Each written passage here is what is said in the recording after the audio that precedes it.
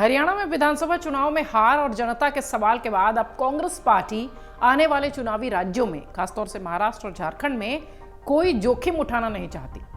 हरियाणा में बीजेपी ने प्लान को मजबूत करके सरकार तो बना ली, लेकिन कांग्रेस अपना दमखम दिखाने में फेल रहने के बावजूद अब मजबूती के साथ एक्शन में नजर आ रही है।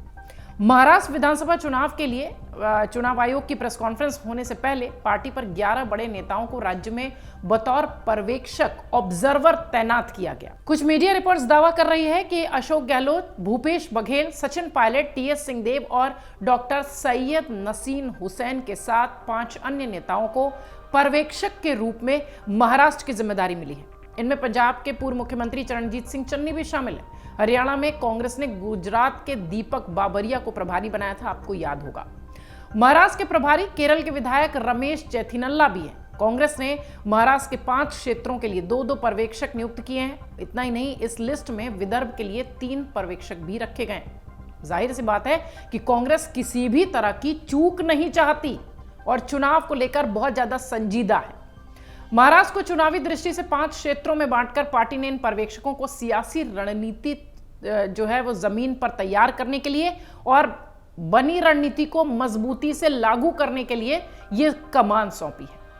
कांग्रेस हूबहू बीजेपी जैसी रणनीति पर चल रही है। अगर आप देखें तो राजस्थान के पूर्व सीएम और कांग्रेस के वरिष्ठ नेता अशोक गहलोत, भूपेश बघेल, चरणजीत सिंह चन्नी से लेकर सचिन पायलट और कर्नाटक के वरिष्ठ मंत्रियों में एमबी पाटिल, जी परमेश्वर जैसे दिग्गज नेता कांग्रेस में महाराष्ट्र में जमीनी स्तर पर चुनावी रणनीति का संचालन करने उतर रहे हैं। यह रणनीति बीजेपी कई चुनावों में लगातार इस्तेमाल करती रही है। कांग्रेस हाईकमान के इस फैसले से साफ है कि हरियाणा चुनाव में हैरान करने वाली हार के बाद पार्टी चुनावी रणनीति का पूरा दारोमदार सूबे के नेताओं पर छोड़ने का जोखिम ले ही नहीं सकती, क्योंकि हरियाणा में हुड्डा मतलब हुड्डा, सिर्फ यही बात थी। भूपेंद्र सिंह हुड्डा पर ही पूरी जिम्मेदारी दे दी गई थी। शायद यही वाला जो रिस्क था, यही वाला जो पैटर्न था, उसे महाराष्ट्र में पार्टी फॉलो नहीं कर रही है। 2 या 3 की जो परिपाटी से अलग हटकर एक जो काम करने की महाराष्ट्र में कांग्रेस ने शुरुआत की है, 11 वरिष्ठ पर्यवेक्षकों के साथ शुरुआत की है।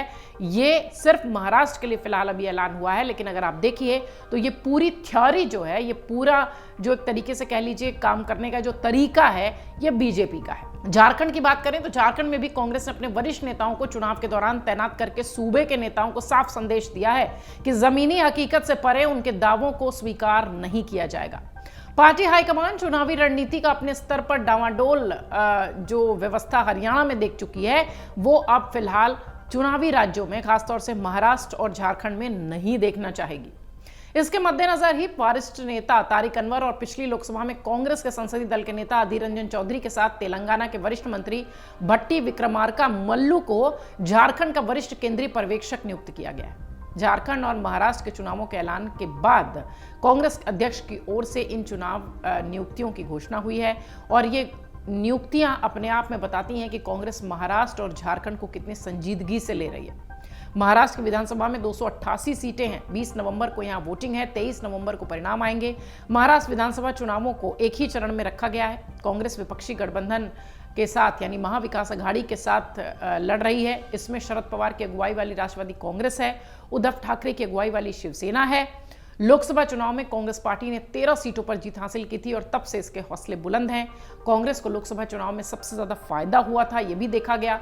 महाविकास अघाड़ी के साथ लड़कर एक मजबूत जो छवि है वो उनके उम्मीदवारों ने बनाई थी, इसलिए 13 सीटें जीतकर कांग्रेस आई। उसके बाद से कांग्रेस के हौसले महाराष्ट्र में बुलंद हैं। हालांकि कुछ ऐसी तस्वीर हरियाणा में भी दिखाई पड़ रही थी, लेकिन हरियाणा में भूपेंद्र मतलब कांग्रेस और कांग्रेस मतलब भूपेंद्र हुड्डा हो गए थे। शायद ये गलती महाराष्ट्र और झारखंड में कांग्रेस पार्टी नहीं दोहराना चाहती, इसलिए बड़े पर्यवेक्षकों की नियुक्ति की गई है, बड़ी संख्या में और बड़े चेहरे के साथ। अगर आप देखिए तो सचिन पायलट जैसे, अशोक गहलोत जैसे, भूपेश बघेल जैसे ये बड़े नेता जो कि कांग्रेस के कद्दावर नेता हैं, फ्रंटलाइन के नेता कहे जाते हैं, वो सब महाराष्ट्र में, झारखंड में एक्टिवली नजर आने वाले हैं। और सबसे बड़ी बात यह कि महाराष्ट्र में महाविकास आघाड़ी के साथ चुनावी मैदान में कांग्रेस उतर रही है और कांग्रेस लोकसभा जैसा ही जो पूरा परिणाम है उसे विधानसभा में दोहराना चाहती है। 288 सीटों पर अभी महाविकास आघाड़ी में सीट शेयरिंग को लेकर चर्चा चल रही है। औपचारिक तौर पर किसी तरह का कोई ऐलान नहीं हुआ है, लेकिन महाराष्ट्र कांग्रेस के अध्यक्ष लगातार ये बात कह रहे हैं कि सीटों पर चर्चा हो चुकी है, महज ऐलान बाकी है। अब इंतजार इस बात का है कि किस तरीके से सीट शेयरिंग के साथ कांग्रेस चुनावी मैदान में उतरती है और ये सारे जो प्रयोग हैं, ये सारी जो जिम्मेदारी है, ये कितनी सफल हुई, ये पता चलेगा 23 नवंबर को, जब महाराष्ट्र के, झारखंड के परिणाम आएंगे। अगर आप ये वीडियो YouTube पर देख रहे हैं तो हमारे चैनल को सब्सक्राइब कर बेल आइकन दबाएं और Facebook पर देख रहे हैं तो हमारे पेज को लाइक करें। 8 मिलियन प्लस सब्सक्राइबर, आपके इस भरोसे के लिए बहुत धन्यवाद।